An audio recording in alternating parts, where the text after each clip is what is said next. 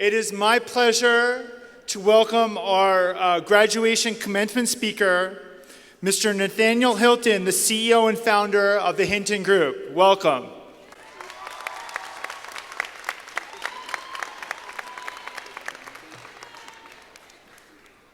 Class of 2019, how are you feeling? I mean, y'all can do better than that. Class of 2019, how you feeling? All right. That's better. All right, so when Ms. Carter, the lovely, the great Ms. Carter asked me to come and speak to you today, much like Sylvia, I Googled what to say at a high school graduation. It didn't really work because it was formulaic, it was perfect, and much of what I was going to say to you, surprisingly, is what she just said to you, is that life isn't always going to be perfect. So, I wanted to lean on a few of my friends, so I called a couple of them, 3 of them. First, I called Will. Will's an English teacher. Will said, don't take too long. Don't use the full 15 minutes because you'll bore them. Don't hold up their graduation celebration turn up. Period, right. And don't say deep things because it'll go over their heads. I know, right? He underestimated y'all. And then I called another friend who happens to be a chemistry teacher.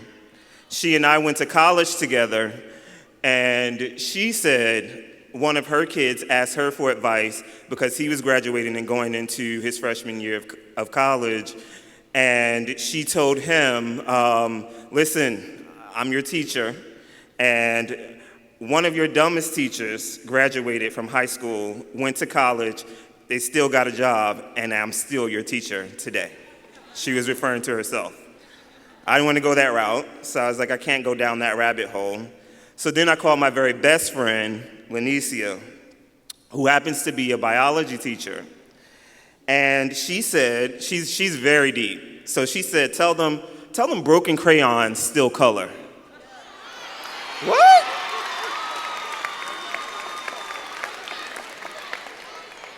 Oh, okay. Well, I decided not to go that route either.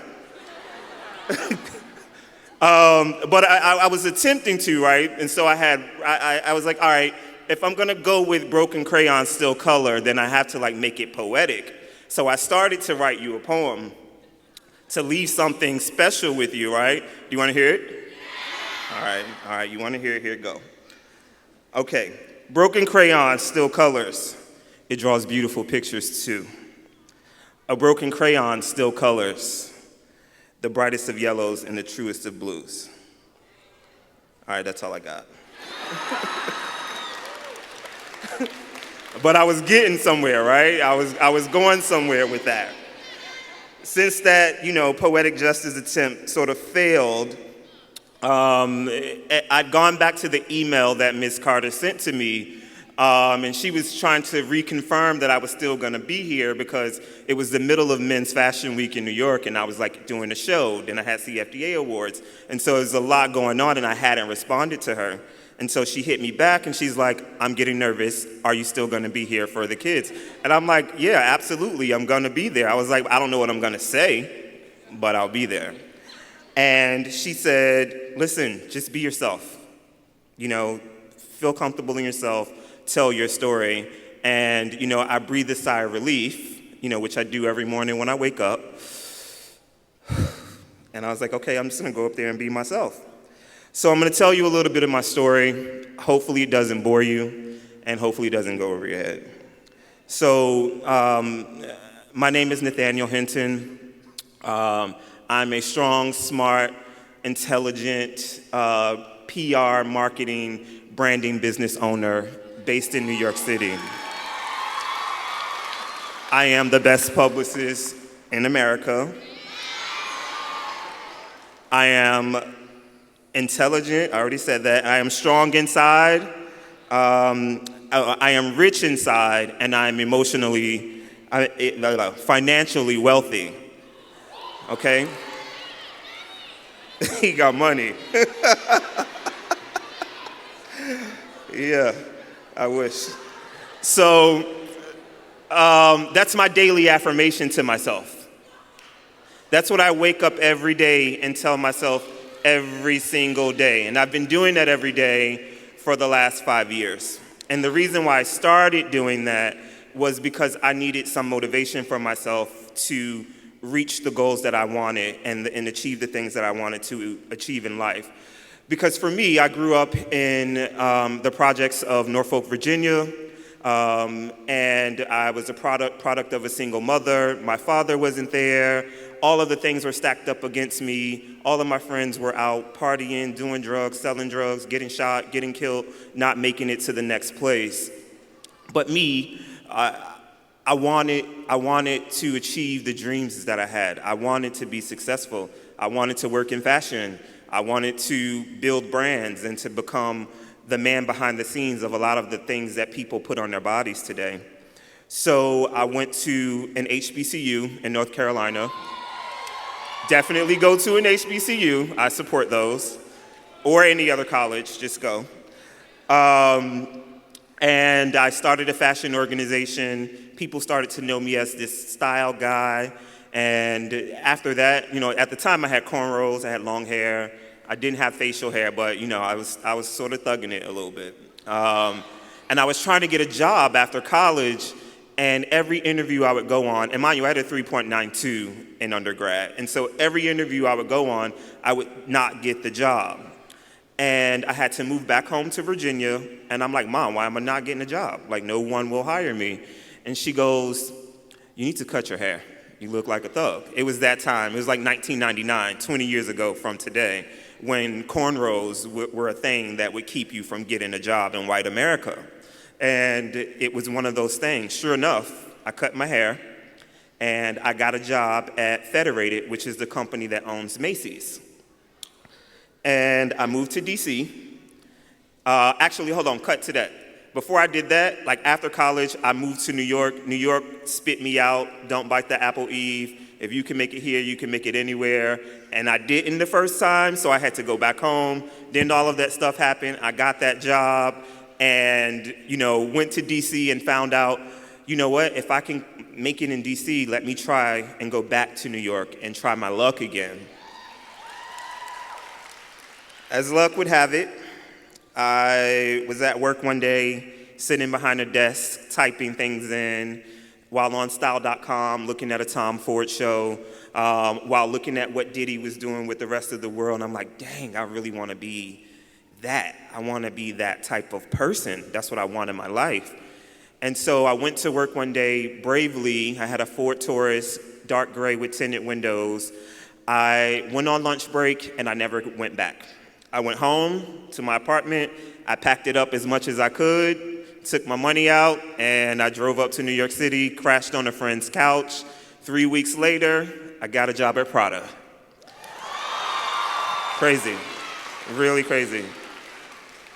I got a job as the fashion assistant with the samples.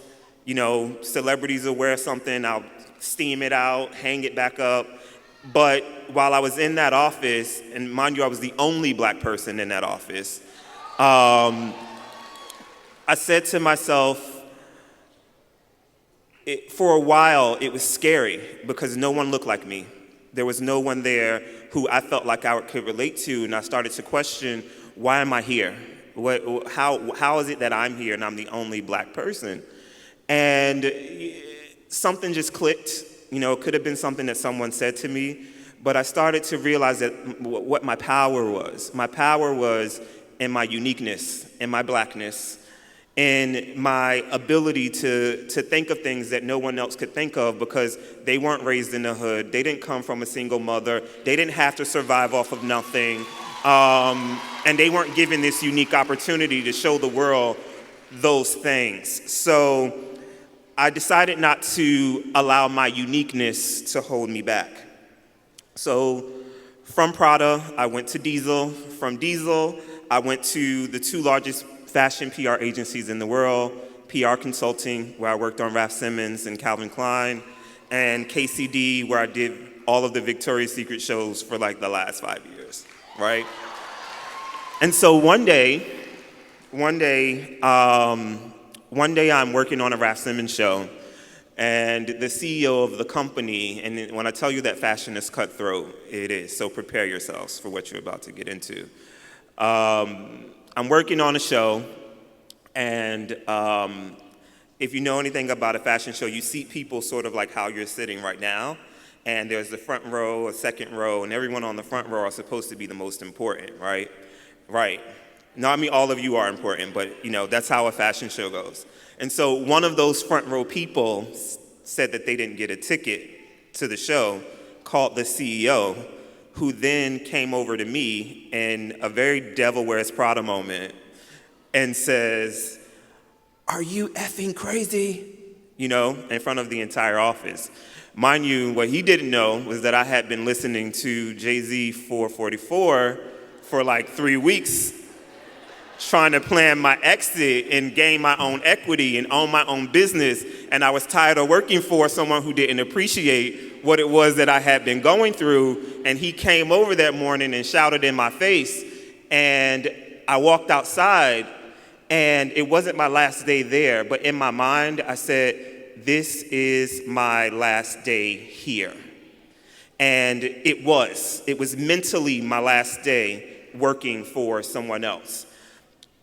I knew that I had to run my own business. I knew I had to create an environment where people who looked like me, where people who understood the things that I understood, could achieve some of the dreams that they wanted to achieve. I had to have something that my family after me, that the young people after me could sink their teeth into and have something to hold on to and to dream about. So I started the Hinton Group. Last year, the Hinton Group was recognized as the third best fashion PR agency in the world, one above the company that I had just left. And back to why I'm telling you this story.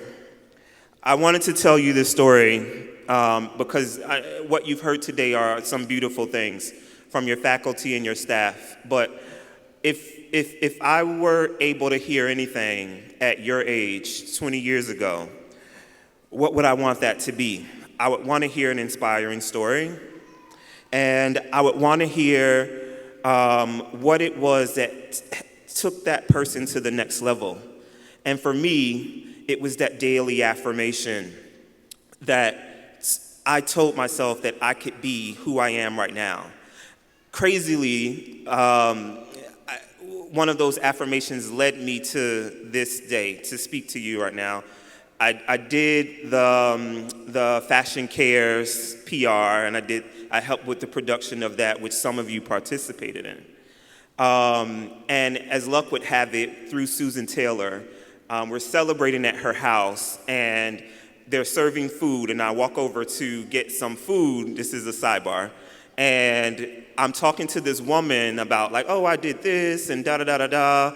And she's like, yeah, duh. And then I was like, then I met your assistant principal sitting down, and she goes, oh yeah, because Miss Carter emailed you like a few months ago to help with something. Mind you, I had just been spilling all of my business to Miss Carter in the food line, not even knowing that she was the person who was inviting me to be a part of your beautiful school. So she's a very special person, and you guys are very lucky to have her. But meeting her that day led me to here, and it's leading me to leave you with what I think could be the things that help you get to your happy place, to your success. And there's 7 affirmations that I do say to myself every day. And while you can create your own, today I want to leave you with mine. So will you say them with me? Okay. I know who I am, and I am enough. I choose to be present in all that I do. I am worthy of the best things. I am free to be myself.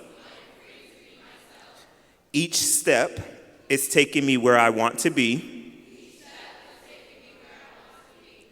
I am allowed to say no to others and yes to myself. And with this breath, I release everything that no longer serves me. Okay, let's breathe together. Breathe in, breathe out. Congratulations.